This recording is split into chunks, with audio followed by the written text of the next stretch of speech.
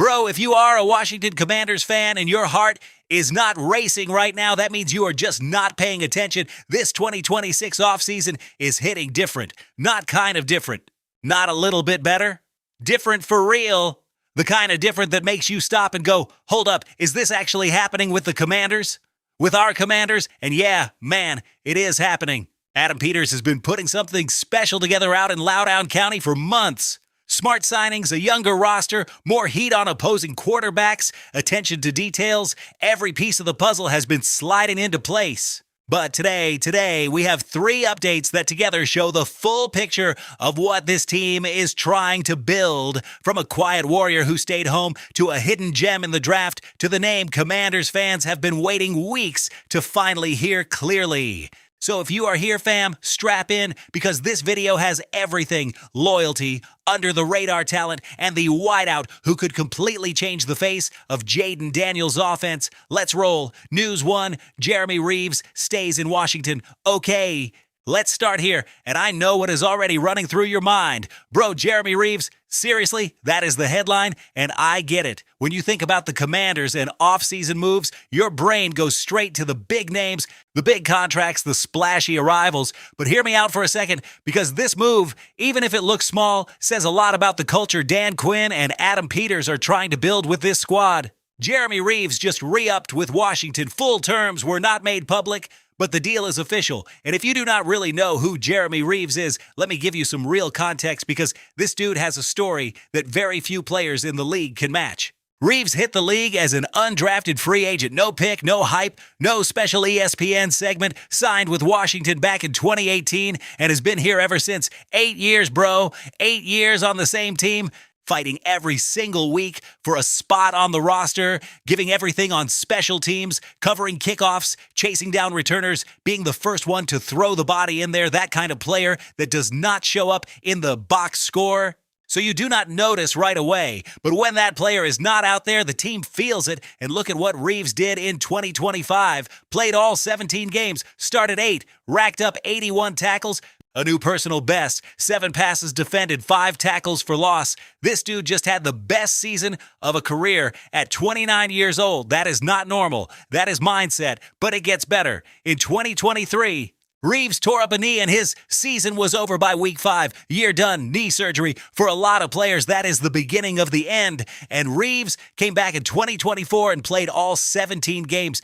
Every single one, 0 games missed, and then 2025 hits, and it is the best year of his life. That is called character, fam. That is the exact kind of player a winning locker room needs. And if that still does not sell you, check this out. Jeremy Reaves was Washington's Ed Block Courage Award winner in 2024. You do not win that by being just average. You win that by being the example. The one teammates look at when they need to remember why they grind so hard. And in 2023, before the injury, Reaves was a Pro Bowl starter on special teams, first team All-Pro, first Commanders player to get that since Brandon Scherf back in 2020. You get what that means. This man has hardware almost nobody else in the franchise can flash. And what did Washington do? Brought him back. Because smart teams understand you do not buy culture with some $20 million splash. You build culture with the Reaves types, the ones who show up on time, grind in silence, do all the dirty work, and never ask for credit. Adam Peters gets that, Dan Quinn gets that, so the message behind this deal goes way past what happens between the white lines. Think about it from the locker room angle. When Jaden Daniels sees this organization extend someone like Jeremy Reaves, what is the message? That loyalty gets rewarded here, effort gets rewarded here. You do not have to be a star to be valued, and that creates a spot where players want to give more, where incoming rookies see the standard and respect it. So yeah, Jeremy Reaves is staying. And even if it is not the sexiest headline of the day, to me it is exactly the type of decision that separates teams that just make offseason noise from teams that actually build something that lasts. Reaves stays home, and Washington is better because of it. Okay, bro. Now let's pivot, because if Jeremy Reaves is the invisible glue that keeps everything together, the next story is about a piece that could be a secret weapon on offense. And when I tell you under the radar, this is more hidden than that last ice cream pint buried in the back of the freezer. News 2, the Commanders and the hidden running back in the draft. Listen.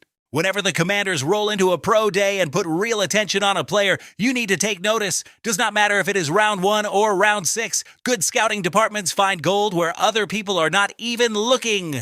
And according to Tony Pauline, the Commanders were at Oregon's pro day and showed major interest in running back Noah Whittington. Noah Whittington? Yeah, bro. If that name does not ring a bell, do not sweat it. That is exactly the point. This dude is not popping up on the big ESPN mocks, not showing up in Good Morning Football highlight packages. He is one of those day 3 gems smart teams target, while everybody else is hypnotized by the big names. And apparently, the Commanders did the homework. Let me lay it out. Whittington played for the Oregon Ducks, stands 5'8", around 203 pounds. Small? Sure. Weak? Not even close. At the Combine, Whittington cranked out 24 bench reps, the second best mark among all running backs. You know what that means on the field? Real contact power. This is someone linebackers bounce off of on first hit, not just knock over. A back who can eat the first shot and keep his legs churning. And the numbers from his last year at Oregon are what really jump off the page. 829 rushing yards. 6.2 yards per carry. That is not some gimmicky system stat, bro. 6.2 a pop is real deal efficiency. That means every time Whittington touched the ball, on average, he was moving the chains more than halfway to a first down. For context, league average in the pros usually hovers around 4.1. This man was operating on a totally different level in college. There is another big piece of context. Whittington tore an ACL in 2023. Knee, the same red flag that makes a lot of scouting departments nervous. But he came back, and not only came back, he finished his college career with the best season he has ever had. That, plus the Reaves story we just went through, tells you the type of profile the Commanders are chasing, not just talent, character under pressure. So why does this fit Washington specifically? Look at the running back room. Rashad White just landed here this offseason. Jerome Ford too, but Chris Rodriguez Jr. has gone to Jacksonville. Jeremy McNichols came back late, and the only back under contract beyond this season is Bill Krosky-Merritt. That room needs more depth, and it needs someone who can grow in this system and eventually fight for a starting role. Whittington is a classic day 3 target, likely round 6 or round 7. The Commanders have 6 picks in this draft. Using one of those late ones on an explosive, physically stout runner makes a ton of sense. And there is one part of his game that I really love: patience. Whittington is not one of those backs who just slam into the hole regardless of whether it is open. He waits, reads his blocks, and once he sees a lane, he is gone. That patience plus his burst is what makes him different. Now put that next to Bill Krosky-Merritt, another late pick last year who turned into a sneaky little steal. The Commanders have a track record with these types. Adam Peters and the scouting crew have already shown they can see past the ESPN rankings. If Whittington follows anything close to the Krosky-Merritt arc, Washington might have another late-round treasure on deck. Is running back an emergency need? Not really. There are bigger holes to fill. But in the draft, when you find day 3 value that can help on day 1, you grab it. If Whittington is still on the board in round 6 or 7, bro, letting him slide would feel like a mistake, especially after you already sent people out to Oregon's pro day and showed real interest.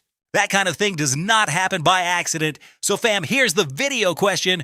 Would you spend a late round pick on Whittington knowing this backfield needs more depth? Drop it down in the comments. I already know where I stand, but first, the best part of this video is still coming, and by best part, I am talking about the name everybody has been waiting on. Okay, breathe, because now we're getting to what most Commanders fans have been waiting months to hear. The biggest debate topic in the entire fan base, the wide receiver who might be the missing piece in Jaden Daniels' offense. The name is Brandon Aiyuk, and yeah, bro, there are real updates. News 3, Brandon Aiyuk. Washington is the most likely landing spot, bro fam. Y'all really do not get it yet. This is not just another off-season rumor. This is not some random talking head guessing on TV. This is John Keim from ESPN, someone who is plugged in on this team, flat out saying Washington is waiting on Brandon Aiyuk, and Nick Wagoner, the Niners beat reporter, backing that up and saying San Francisco plans to move on from Aiyuk very soon, maybe already by the time you are watching this. Let me walk you through the full picture, because this saga has a bunch of layers that are worth unpacking. Brandon Aiyuk got to San Francisco in the 2020 draft First round pick number 25. From day one, you could see it. Clean route runner, reliable hands, can separate in tight spaces, and has the kind of after-the-catch juice defenses hate dealing with. In 2023, Aiyuk put up his best season, over 1,000 yards, 8 touchdowns, a central piece in Kyle Shanahan's system. Aiyuk was one of the best number 2 receivers in the league, and plenty of people were arguing he should be paid like a number 1. That is where the problem started. Aiyuk wanted a big-time deal. The Niners still had him under contract, but negotiations turned messy. There was a stretch in 2024 where a trade request was almost on the table. The Commanders, even back then, the Commanders were in that conversation. Rumors, reports, people going back and forth on what was really happening. In the end, San Francisco extended him, but the relationship never fully healed. That bridge was basically burned. Then 2025 hit, and the whole situation imploded. Aiyuk did not play a single snap. Not one. An entire season gone. By now, Niners GM John Lynch has already said it straight up. I think it is safe to say he played his last snap with the Niners. It is unfortunate, a situation that just went wrong. That is the end of the story in the Bay. Now here's where it gets really interesting for us. Why Washington? Why the Commanders specifically? There is a human connection that goes way beyond the pro game. Brandon Aiyuk and Jaden Daniels were teammates at Arizona State in 2019. That year, Aiyuk had 65 catches, 1,192 yards, 8 touchdowns, and Daniels was the one feeding him the ball. They already built chemistry. They already built trust. They already know how each other operates. When two players share that kind of history, when they have already won together, when they know each other's tendencies without needing months of reps at practice, that is incredibly valuable. Quarterbacks have favorite receivers not just because of talent, but because of trust. And Daniels already trusts Aiyuk. You cannot fake that up in just one training camp. So what are the conditions? John Kame spelled it out. Washington knows Aiyuk wants to play with Daniels, but the Commanders are not trading for him. And if he hits free agency, they are only interested on a 1-year prove-it deal. 1 year to show he is still the same player he was in 2023. Is that a bad thing? Not really, bro. From Washington's side, it makes perfect sense. Aiyuk has been off the field for over a year. Nobody knows if he's at 100 physically. Nobody knows how much that drama with San Francisco took out of him mentally. A prove-it contract protects the team if things go sideways and gives Aiyuk a clean reset and a shot at a big bag next offseason if he goes off again.